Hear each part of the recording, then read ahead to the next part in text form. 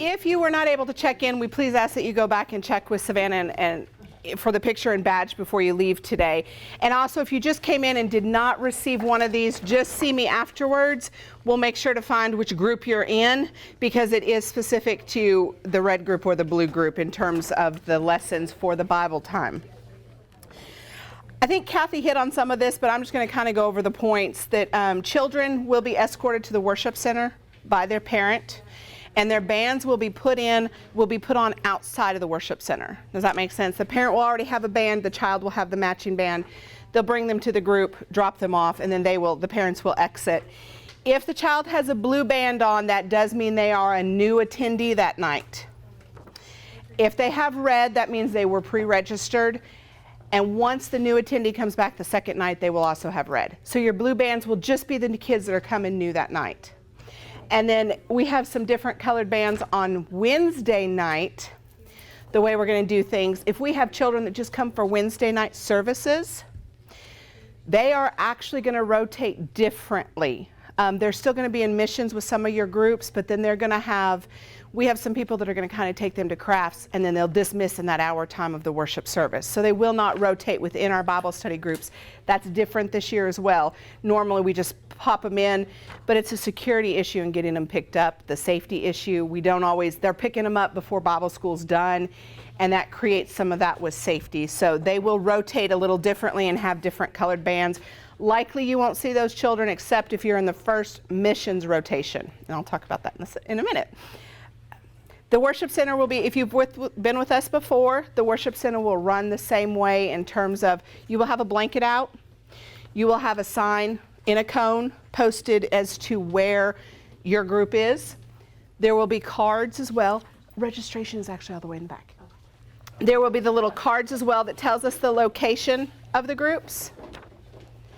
So that will be there as well. You will have supplies in the bag, first aid, Band-Aids, Sharpies, those types of things will be in your bags. The volunteer check-in, so for you when you come that evening, we ask you to be here at 5:30 for each evening. When you come, there will be tables set up by the preschool area. At the volunteer table, you will check your name, and you also need to pick up your badge. They will be there in alphabetical order, and we will have volunteers helping to get the volunteers through to get them to where they need to be.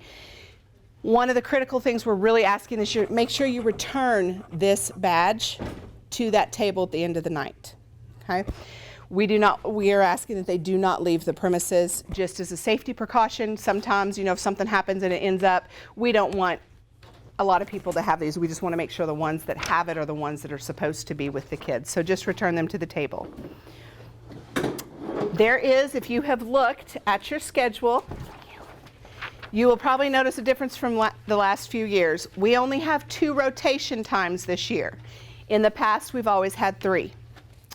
So what that means is we have 8 crews that will rotate in red and 8 crews blue. Red will go to Bible time first, and then the blue will split their first rotation between crafts and games.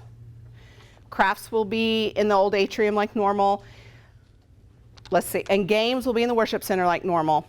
But Bible time this year will take place on the 2nd floor. And on your maps, that is noted as well. Each group has an assigned classroom they will be meeting in. So if you're a Pac-Man, you're meeting in room 2008, I think. So you are assigned. Now, of course, they'll have 2 names on the door. There'll be a red name and a blue name, because as you rotate, obviously, 8 are in there for the first half, 8 are in there for the second half. Any questions about that? Okay. On Wednesday night, we will have worship service. They will still have this Wednesday night worship service in the worship center. So our schedule will shorten a little bit. That's on the back. The opening will be a little bit shorter. But what that means is in their 2 rotations, there'll be a little more time for those. The difference on Wednesday night, there will not be crafts and games. The 2 rotations for Wednesday night, they will go to their Bible time in their small group rooms, and they will go to the missions. And of course, depending on if you're red or blue, those swap. The missions will be in the large group room on the 2nd floor. So we will not be using the 3rd floor for VBS at all this year.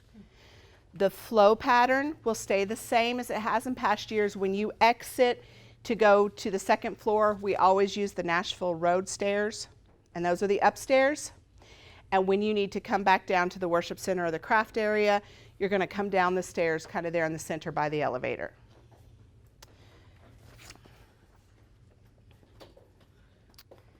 Let's see.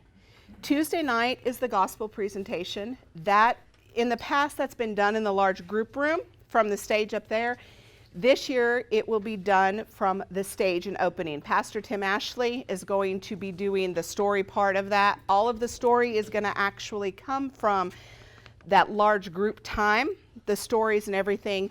And then what you will do in the Bible time is it's activities to kind of debrief and break down the story that they've talked about.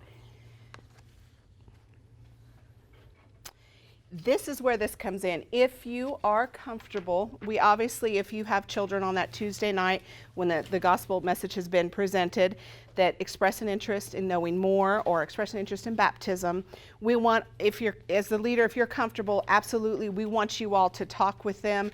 There will be, you will take them to the large group room. There will be many of our pastors, Pastor Jeff Crabtree, I think probably Pastor Ben and Derek, and several of those pastors will be in that room to also speak with the kids. If you're not comfortable speaking with them, you are free to just make sure they get to that room and someone will obviously talk to them one-on-one. So if you are a leader that is comfortable and will be exiting the room, this is where we ask the assistants, and that's why we have handed out these to everybody, whether you're red or blue. We're going to ask the assistants to kind of step up and lead those activities. Your activities will be set out for you. Everything should be pretty clear to just go right through it. Mildred Ward will be up on that floor with you all. She's going to kind of head that up and be there if you should have any questions or anything. Is there anything you would like to say about that time? No, you won't have a facilitator in the room. You all will be facilitating the activities, yes. But there will be helpers and will be available if you're confused on an activity. But if you've read your sheet, everything's laid out and all the materials will be there. So you should know what everything is.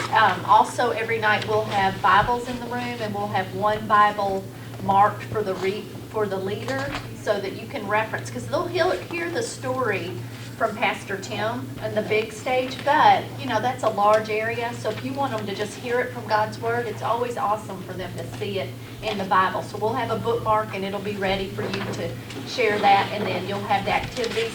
Some nights they may discuss more than other nights, so it's okay if you can't get to every activity. Look ahead and see which ones you hope to really get to, but if they're really talkative and need to talk about things, this is that room where that's going to happen, and so that's going to be a really good thing. So you as the leader can kind of discern that. But all the activities should be self-explanatory if you read it, and the things will be laid out for you, all the props that you'll need, okay? And the other change will be, since we're not doing dinner, snack will come at the end of that Bible time. It will be set outside your door for when you are ready for them to have it. We just ask that you be mindful, obviously, of timing to the best of your ability with that. So the snack, we don't want to disturb you in your Bible time, but you need to, we may give you a knock if we see that your tray is still sitting outside your door and you haven't passed it out and it's 5 minutes till you need to go. We might give you a knock then. But otherwise, be time conscious. We've only allowed about 5 minutes, for 5 to 10 minutes, 7 minutes. I think everything's on a 7-minute rotation. So that should be plenty for the little snacks that they're going to have. But we don't want to disturb your Bible time by bringing it in. It'll be outside your door. And again, the snack time is really to give them something to eat, not to give them time to necessarily talk. They'll have a little more of that freedom in games or in crafts. At that point, is there any questions from you all? Because I know there's been several changes this year from how we've done it in the past. Anybody? Okay. Well, on that note, if you have not received your packet, if you will just stop by and see me, we will make sure you get the right packet in your hand. We have a list of who needs to be where. If you find you have any questions after you leave, catrice.dillingham@hillvue.com, email. Feel free to email me, and I'll try to get back to you as quickly as I can with some of those answers.